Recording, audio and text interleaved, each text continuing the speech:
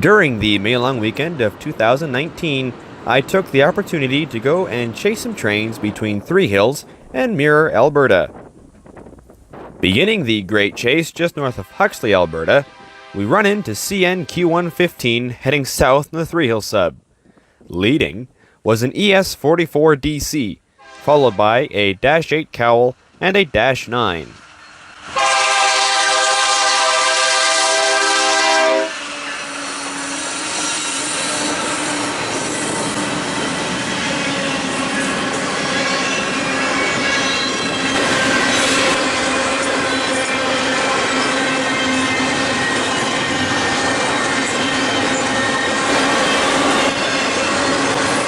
Today, as per the usual lately, Q115 was an all-intermodal train with no autos or mixed. He was on the final leg of his journey, headed for CN Sarcee Yard.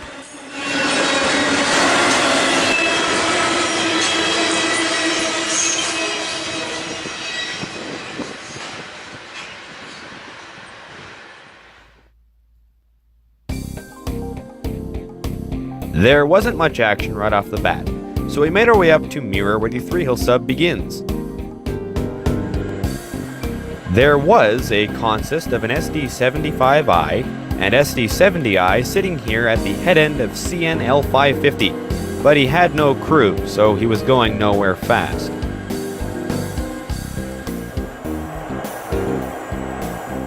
I did take a few minutes to look at the Mirror bunkhouse. Bunkhouses are a place for train crews to stay the night if there aren't any hotels in the town they can stay in. It's a system that's been in place since the days of steam. The bunkhouse that's in Mirror is a fairly new one. I'm not exactly sure when it was built though.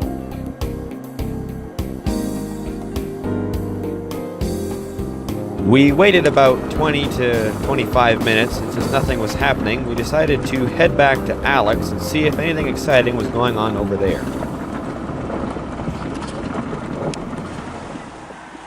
Alex is a point on both the CN Three Hills and CP Lacombe subdivisions. Alex houses the diamond in which the two railways cross paths. It is also home to the RAR Malt House that is served by both CP and CN. I didn't have to wait all that long before CP 830 appeared. Today, CP 830 was coming into Alex to drop off empty hoppers and pick up some loads. Here we see the train crossing over the CN tracks at the diamond.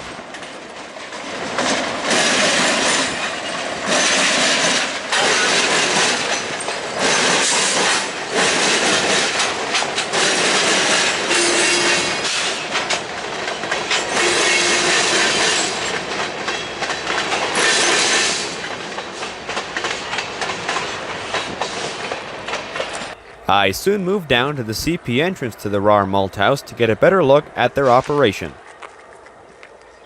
RAR mainline switches reverse 830. Starts creeping you back 5 to the crossing. I'm walking to it. 30, back 5 start.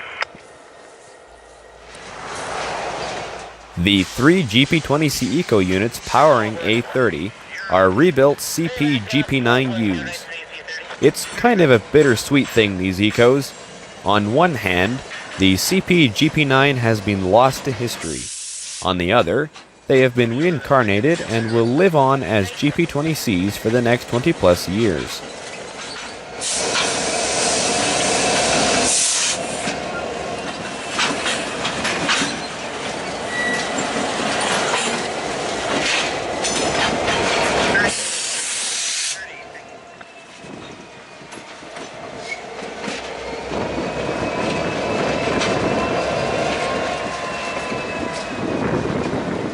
As I watched A30 back in, I heard a horn in the distance. That could only mean CN, so I beelined it for the bridge, but I was too late to watch him pass through.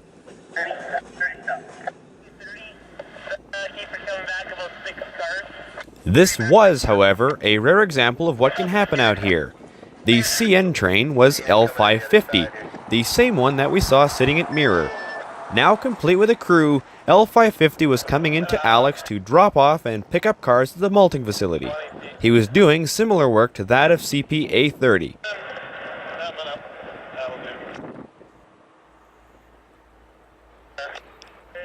As L550 backed into the malt house, A30 was picking up their new cars, so I went back to the CP entrance to watch A30 come out with its loads.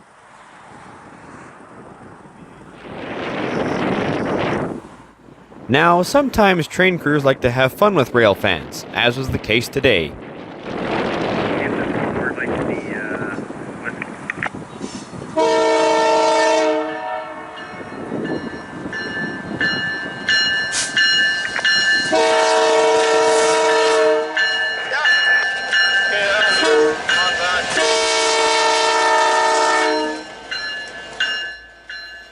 Now you may be wondering what exactly malt is.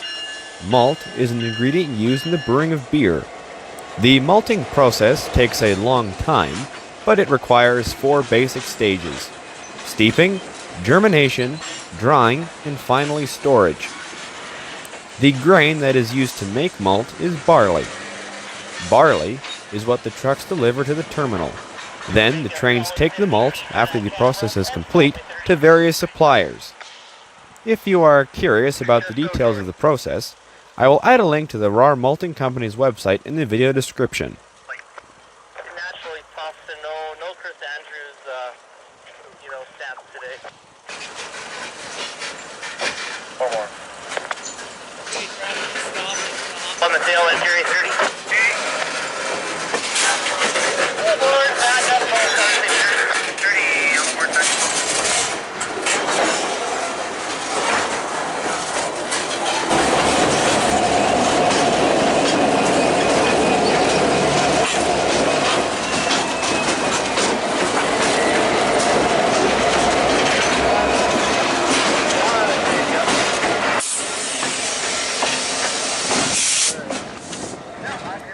With the car transfer complete, the CP train was now stuck in stalemate until the CN1 moved. So we went back to the bridge to check on 550's progress. With that, the scanner didn't lie. They were just finishing up and ready to depart, and so was I. We raced to the nearest crossing in 550's path to watch him depart. This crossing has an excellent view of the old ABS searchlight signal. I plan to do a video on how signals like this one work and how the railways use them, so look for that video in the future. Yeah, no, I was just seeing how you're on the sector there. I was seeing if you're clear of the Brazeau 114 was looking for track there. Okay. 5 minutes, we'll be on the Brazeau there, over.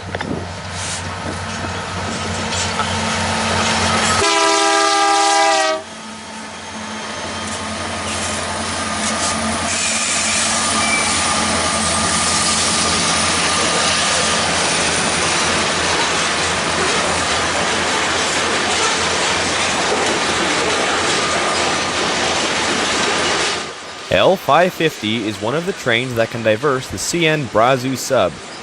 L550 is also called the Prentice Joffre Turn. Originating in Mirror, it moves along the CN Three Hills sub from Mirror to Alex Junction, where it then descends the CN Brazeau sub. From there, L550 goes to Joffre and Prentice to switch cars around with CN L555. After the swap, L550 then returns to Mirror. We chased 550 up the Brazeau a little to crossing mile 3.08 to watch him at track speed.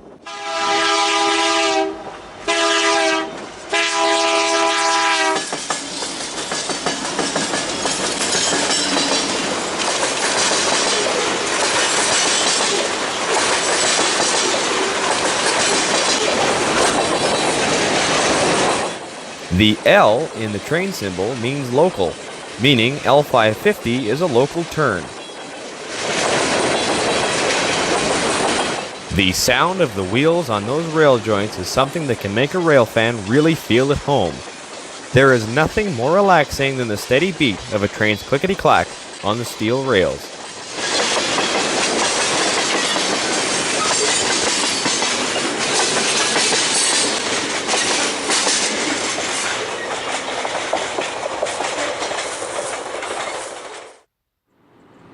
Leaving 550 behind, We were following the CP Lacombe sub when we heard that A30 was heading for Staedtler. So that being said, we made our way to the bridge at Nevis to catch A30 once again.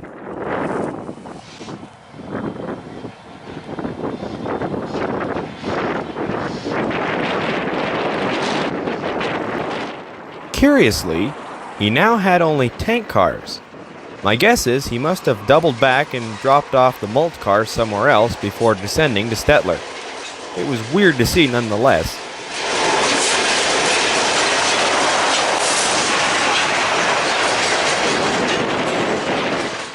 Now, if you watched my CP Local Freights video, you may remember that I told you A30 can be any size. He was certainly the world's longest train today, a whole 7 cars.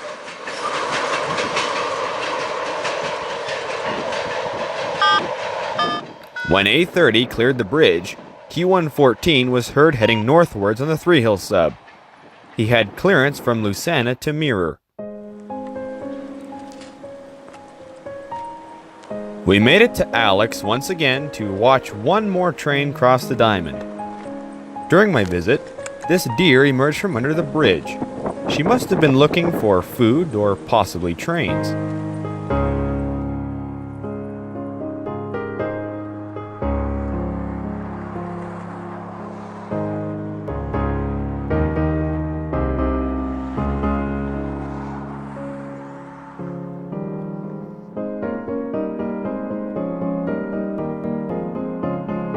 Whatever the reason, she soon ran back into the woods.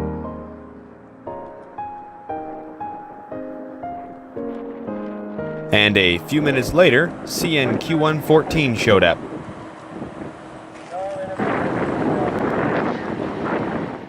With an SD75i and a -9 leading, he was nice enough to give me a horn salute.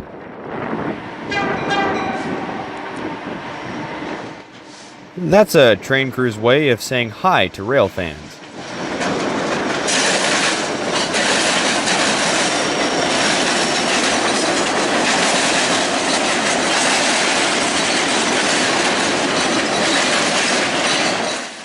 Other than a little mixed freight, including these empty coil cars, Q114 was mostly an intermodal consist, and a fairly long one at that.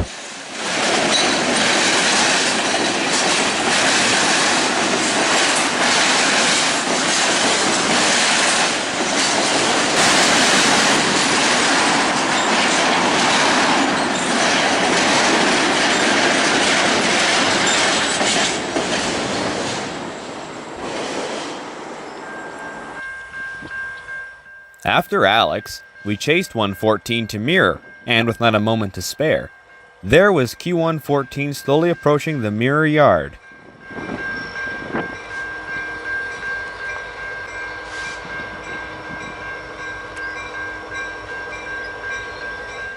I love that sound of the EMD mechanical steel bells. They're way better than those new E-bells in my opinion.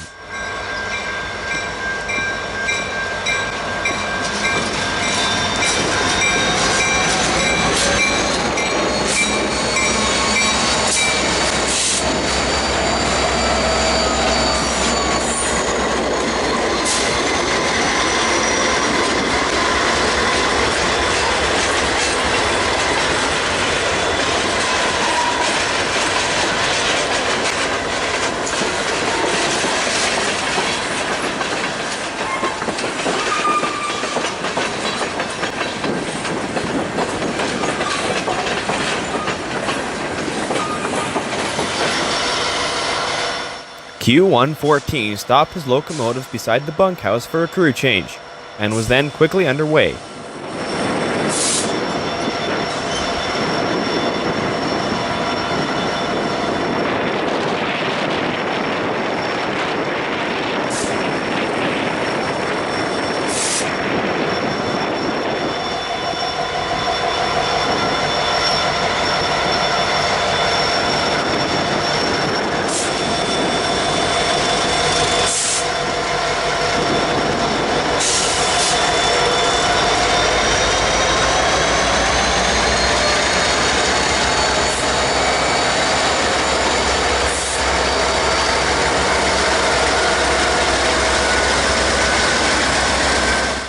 trains usually stop in Mirror to change crews, and the northbounds typically continue down the CN Camrose sub destined for Edmonton.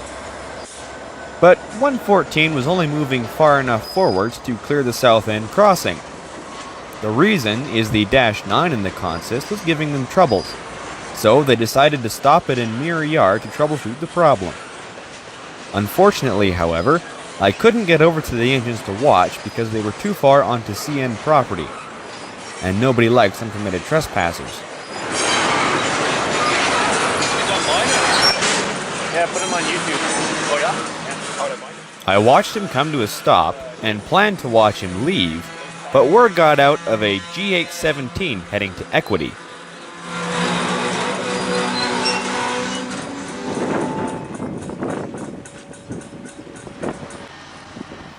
Since it was obvious Q114 wasn't going anywhere anytime soon, we then started heading south to try and find 817.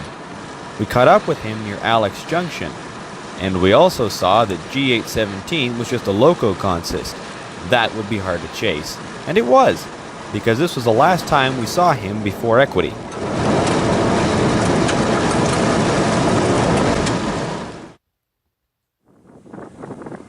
When we got to the crossing at Equity, we heard that A443 was clear from Three Hills to Lucena. It then wasn't long before 443 showed up. 2 Gevos and a -9 on point, and some good old intermodal cars.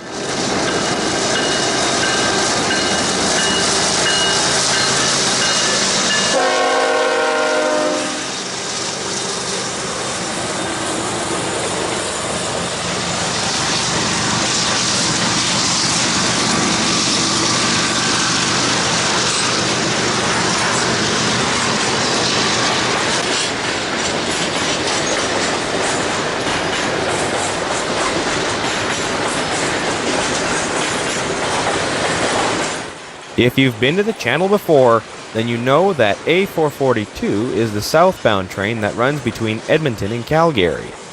Well, A443 is the sister train. It runs the same route, only 443 goes north from Calgary to Edmonton.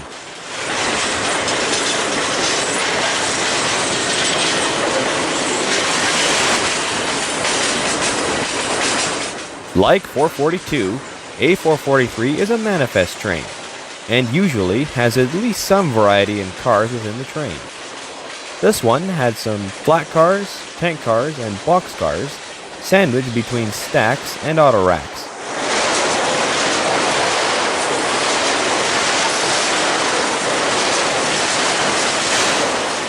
As the autos cleared, the defect detector chimed in for a status report.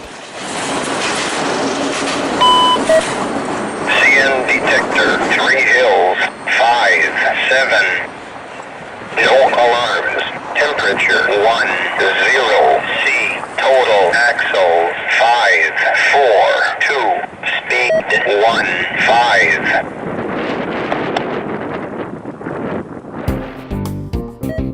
When A443 had passed, I moved a little bit north to watch G817 switch at the Equity grain elevator, back and forth as it assembled its train. Now, switching may look boring, but it is a necessary part of railroading. In order to move trains, they must be assembled, and switching is the way to assemble them. For a conductor, switching means a lot of walking.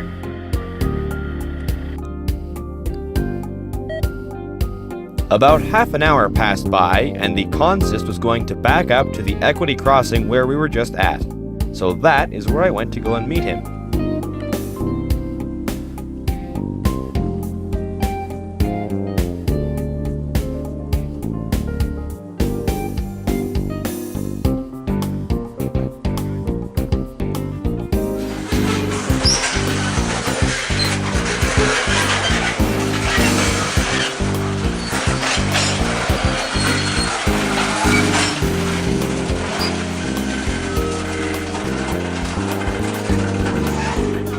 They stopped just shy of the crossing in order to put the thread on the back. These little boxes are what replaced cabooses. They monitor a train's air pressure in the braking system, and if there is a break in the train, it sends a signal to the locomotive letting the crew know that something is wrong. These little things go by many names, such as EOTD for end of train device, FRED for flashing rear end device, and APMU for air pressure monitoring unit. I personally prefer to call them FREDs because, it sounds funny. That high-pitched whistling noise is the FRED. That sound is the air passing through it. To make sure that the FRED is working correctly, the train dumps the air. This simulates a sudden break in the train, and the FRED shuts off, then sends an emergency signal to the locomotives. You can test it. Testing. Works good back here. I'll cut her in here in a minute. Hey, worked up here too. Stand by.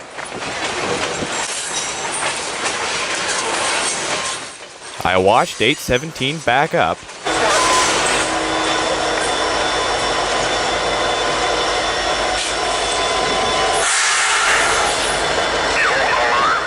clear the train from the crossing,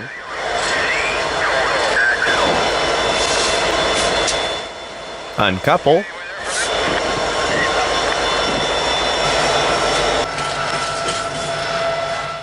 then proceed forwards again to disappear around the corner and get more cars. That being said, it was getting late, and since dinner was pretty close on the table, we decided to call it a day for that Saturday.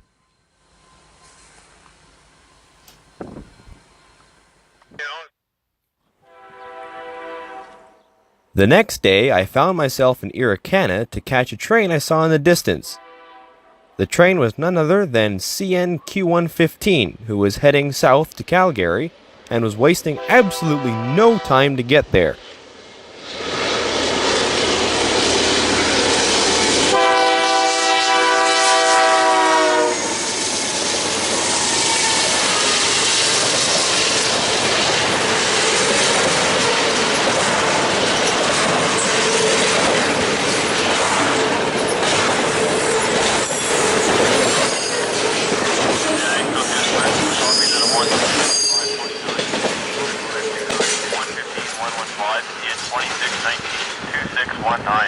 Item 9, work between Conridge and mile 120, 12 North 3 Hills Brazeau.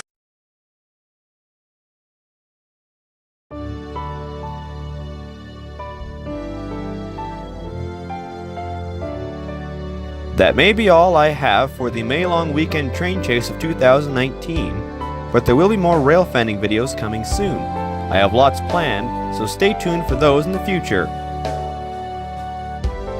Remember to always photograph and video the trains of today every chance you get. There is no guarantee that they'll still be around tomorrow. If you have any questions or comments on anything in the video, don't be afraid to ask them in the comments section below, and I'll do my best to get back to each and every one of them. Until next time, take care, train fans, and I'll see you soon.